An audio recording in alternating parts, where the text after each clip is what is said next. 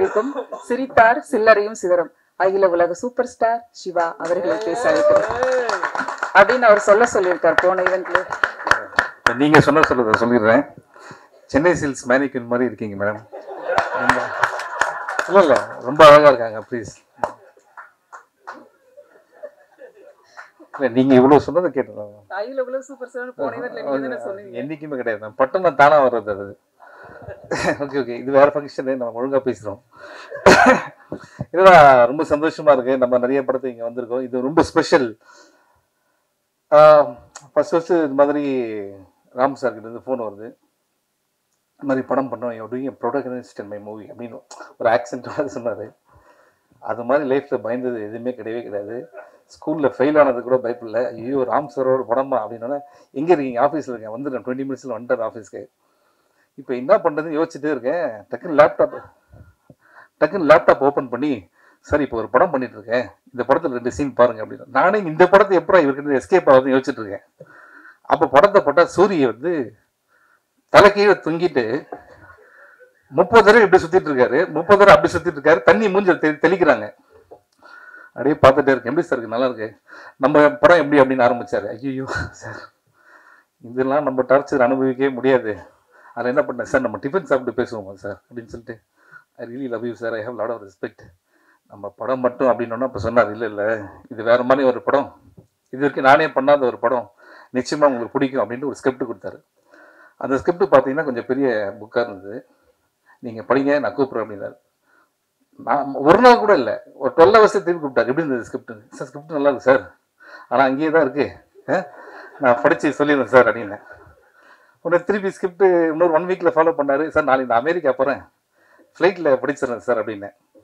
சரி, ஃப்ளைட்டில் சுத்தமாக தொடவே இல்லை இந்த புக்கை. நான் அங்கே போய் இறங்கணுன்னே, சார் எப்படி இருந்தது? அப்புறம் சொல்லிட்டேன், சார் உங்களை மாதிரிலாம் படிக்க மாட்டேன், உங்களை மாதிரி படிச்சு தான் உங்களை மாதிரி நல்லா அறிவாளியாக இருப்பேன் சார் வீட்டில். நான் கொஞ்சம் டைம் கொடுங்க சார். ஃபுல்லாக படித்து ரொம்ப என்ஜாய் பண்ண ஒரு ஸ்கிரிப்ட். திருப்பி வந்ததுக்கப்புறம் ரொம்ப நல்லா இருக்கு சார் அப்படின்னேன். அப்படியே பார்த்தாரு, அதோட இன்னொரு வேர்ஷன் எழுதியிருக்குன்னு சொல்லிட்டு அதோட பெரிய புக்கு, ஓகே இது நாளைக்கு படிச்சு சொல்லுங்க அப்படின்னாரு. சார் நான் அப்படியே காலில் விழாதுக்கிறேன், சார் புரிஞ்சிருச்சு என்ன படம்னு, தயவுசெய்து இனிமேல் ஸ்கிரிப்ட் படிக்க வேணாம், நான் வந்து ஷூட்டிங் ஸ்பாட் அப்படின்ட்டு. அப்போ கூட எனக்கு என்னன்னா, இவர் வந்து என்னை ரொம்ப லவ் பண்ணுறாரு அப்படின்ற மாதிரி தான் நினச்சிருந்தேன். ஷூட்டிங் ஸ்பாட்டு போனதுக்கப்புறம் தான் தெரிஞ்சுது என் மேலே எவ்வளோ கோவம் இருந்தால் இந்த படத்தில் என்ன அவர் போட்டிருப்பாரு அப்படின்றது. சார் கூச்சிடுங்க. ஸோ இல்லை இல்லைன்னா நிறைய விஷயங்கள் இருக்கு. சில படத்தில் வந்து நம்ம பேசுறதுக்கு ஒன்றுமே இருக்காது. இந்த படத்தில் பேசுறதுக்கு அவ்வளோ இருக்கு. ஆனால் எல்லாத்தையும் நம்ம இங்கே பேச வேணாம்னு தோணுது. நிறைய ஃபங்க்ஷன்ஸ்லாம் வருது இல்லை சார், அதெல்லாம் பேசுறதுக்கு. பட் ஒரே ஒரு சீன் மட்டும் சொல்கிறேன். ஷூட்டிங் ஸ்பாட்லேருந்து லொக்கேஷன் வந்து 1 hour, நைட்டு 2 மணிக்கு ஷூட்டிங் முடியுது. முடிச்ச உடனே அசிஸ்டன்ட் ஓடி வந்து சொல்கிறாரு, காலைல 6 மணிக்கு வந்துடுங்க சார் அப்படின்ட்டு. இங்கேருந்து போகிறதுக்கு 1 hour, வரத்துக்கு 1 hour. நான் கேட்குறேன், ஏன்பா எப்படிப்பா போயிட்டு தூங்கி எழுந்துட்டு வர முடியும்? நமக்கு ஹீரோன்ற ஒரு ஆட்டிடியூட்ல நானே பேசுகிறேன் டேரக்டர் நேராக போய் கேட்டேன். சார் என்ன சார் 6 மணிக்கு வரும்? யார் சார் உங்களை 6 மணிக்கு வர சொன்னது?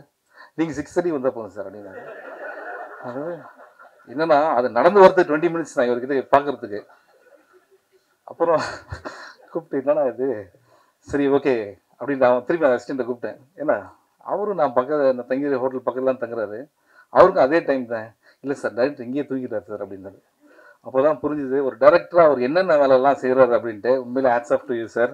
இது மாதிரி நான் யாரையுமே பார்த்ததே கிடையாது. அண்ட் அவருக்கு அந்த படம், அவர் எப்படி நான் ஒரு ஜோனில் இருப்பார். படம் உள்ளே போயிட்டோன்னு வச்சுக்கலாம், வேறு எதுவுமே தெரியவே தெரியாது, ஃபுல்லாக அதிலே தான் இருப்பார். அவர் இருந்தால் ஓகே நம்மளும் எடுத்துன்னு போகிறாருன்றது தான் நமக்கு ரொம்ப அது எல்லாத்தையும் நம்மளும் வந்து ஃபேஸ் பண்ண வேண்டியதாக இருக்கும். அண்ட் ராம் சாரை பற்றி நிறைய விஷயங்கள் சொல்லிகிட்டே இருக்கணும். நான் எதுவும் மறந்துடக்கூடாதுன்னு நினைக்கிறேன். சாரி 2 minutes தான், ஓகே போர் அடிக்கல. ஸோ ராட்டர்டாம் ஃபிலிம் ஃபெஸ்டிவல் நம்ம அங்கே போகிறோம். அங்கே போன உடனே எனக்கு எதுவுமே தெரியாது. ஏன்னா நம்ம பண்ண படங்கள்லாம் இது வரைக்கும் ஆஸ்கரே கூப்பிட்டு கூட போகாத ஆர்டிஸ்ட் நாங்கள், ஓகேங்களா. ஸோ நம்ம வந்து அங்கே போனதுக்கப்புறம் பார்த்தீங்கன்னா அவர் சொல்கிறாரு, சார் இருக்கிறதுலே பெரிய தேட்டர் நம்ம கொடுத்துருக்காங்க சார், மற்ற தேட்டர்ஸ்லாம் வந்து ஒரு 300-200 தான் கெப்பாசிட்டி, இது 650 சீட்டர்ஸ் சார் இது அப்படின்னாரு. சரி ஓகே அப்படின்னோன்னா அங்கே அந்த ஷோ ஆரம்பிச்சது. நீங்கள் நம்ப மாட்டீங்க, அந்த ஃபுல் ஃபெஸ்டிவல்லையே இது மாதிரி ஹவுஸ்ஃபுல்லான ஒரு ஷோ எதுவுமே கிடையாது. எல்லாருமே வந்துட்டாங்க உள்ள. அண்ட் நீங்கள் பார்த்துருப்பீங்க, அதில் வர ஒவ்வொருத்தருமே வந்து சினிமா லவர்ஸ் மட்டும் கிடையாது, சினிமாவில் இருக்க டைரக்டர்ஸ், கிரியேட்டர்ஸ் எல்லாமே. அங்கே ராம் ஃபிலிம் பை ராம் அப்படின்னு போட்டதுக்கப்புறம் அவங்க கொடுத்த ஸ்டாண்டிங் ஓவேஷன்ஸ் இருக்குல்ல, அப்போ தான் புரிஞ்சுது ராம் சார் வந்து நம்ம இன்னும் கொண்டாடக்கூடிய ஒரு டைரக்டர். அவர் நம்மளோட அசெட். அவர் ஓகே, அவர் வந்து நம்ம இப்படியே விட்டுறக்கூடாது சார். ஓகே சார், யூஆர் அவர் அசெட். ஓகேங்களா? இதெல்லாம் எதுக்கு சொல்றேன்னா, ஒவ்வொருத்தரையும் ஆஃபீஸ்க்கு வந்துட்டு இந்த படம் ஆரம்பிச்சதுக்கு அப்புறம் திருப்பி போகும்போது இந்த படம் கதை இல்லாம 5 புது புது கதை சொல்லிட்டு போவார். ஓகே, அப்படியே ஒரு 50 கதை என்கிட்டே சொல்லியிருக்காரு சார். அது எல்லாமே ஃபியூச்சர்ல நம்ம பிளான் பண்றோம். அண்ட் உண்மையிலேயே இன்னும் நிறைய விஷயங்கள் இருக்கு. ஒரு சீன் இப்பதான் சொல்லியிருந்தேன், மரத்துல நான் இருக்க மாதிரி ஒரு சீனு. என்னை எந்த அளவுக்கு லவ் பண்றாருன்னா, மரத்துல ஏறி அந்த மரத்தையே தங்குகிட்டு 6 நாள் விட்டுட்டு போயிட்டாங்க. ஓகே, தண்ணியிலேருந்து எல்லாமே அங்கே ஆக்சுவலாக என் பக்கத்தில் இருந்து 2 குரங்குங்க தான் அங்கே. ஓகே, அப்போ தான் நம்ம தெரிஞ்சது எவ்வளோ லவ் பண்ணுறாரு ராம் சார் அப்படின்ட்டு. அண்ட் இது மாதிரி நிறைய விஷயங்கள் இருக்குது. இன்றைக்கி பேசல, நான் உங்கள் ஆடியோ லான்ச்லாம் இருக்குன்னு சொல்கிறாங்க, அன்றைக்கி இருக்குது. அதுக்கப்புறம் நானும் அவரும் லைஃப்பில் மீட் பண்ணுறோமான்றது டவுட்டே எனக்கு இருக்குது. ஓகேங்களா? அந்த அந்த அந்தளவுக்கு நிறைய விஷயம் இருக்குது. பட் மேடையில் இருக்க எல்லாரையும் நான் வந்து சொல்லிடுறேன். Thank you Krishnankudi sir for your support. நீங்கள் இல்லைனா இந்த படம் வந்து ஆரம்பிச்சிருக்க முடியாது. Thank you so much. அண்ட் முக்கியமாக அவரை thank Pradeep Milroy and brother. எங்கே இருக்கீங்க? ஆமாம், எல்லாத்தையும் பண்ணிட்டு அமைதியாக இருக்காங்க. கடவுள் உங்களை கரெக்டான இடத்துல வச்சிருக்காரு. நீங்கள் செலக்ட் பண்ணுற மூவிஸ்லாம் ஃபண்டாஸ்டிக்காக இருக்குது. Need your support always. And Bala sir என்னுடைய நண்பர். அண்ட் சுரேஷ் காமாட்சி சார் வந்து எப்படின்னா, இந்த படம் ரொம்ப நல்லா வரணும் அப்படின்னு சொல்லிட்டு நிறைய பேர் ஆசைப்படுறாங்க. அதில் அவரும் ஒருத்தர். இங்கே ஷூட்டிங் ஸ்பாட் வந்து இந்த படம் சூப்பராக வரும் நம்பிக்கை கொடுத்தவர். ராம் சார் அவ்வளோ லவ் பண்ணுறவர். And Santhosh fantastic job. ஏன்னா இவன் மூலியமாக தான் இவர் தெரியும். அண்ட் இவன் இந்த படத்தில் ஒரு பார்ட் தான். இன்னைக்கு கிளியராக சொல்லிடுறேன் நான். அண்ட் இது one of your best album. I think you very lucky Ram சாரோட இந்த மாதிரி படத்தில் அசோசியேட் ஆகுது. அண்ட் மதன் கார்கி சார் 1000 பாட்டு பண்ணியிருக்கீங்க. நீங்கள் எவ்வளோ பாட்டு எழுதாலும் என் படத்தில் தான் அந்த 1000th சாங் வருது பார்த்தீங்களா? அதுதான் வந்து இல்லை இல்லை, ஆஸ் அ கவிஞராக சொல்கிறேன். நானும் கவிதை எழுதுறேன்ல, அதனால சொல்கிறேன். I can understand your feeling. And Arun Vishwa wellwisher. And Mari Selvaraj sir.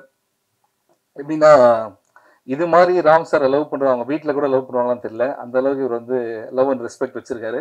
அவரோட பர்த்டே ஃபங்க்ஷனுக்கு கூட அப்படி ஆர்கனைஸ் பண்ணுவாரோன்னு தெரியல. ஃபாலோ இப்போ வந்துருங்க அப்படின்ட்டு.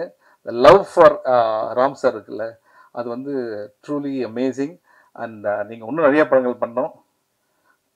இது அப்புறம் பேசலாம். இன்சைட் ஜோக்ஸ் இது.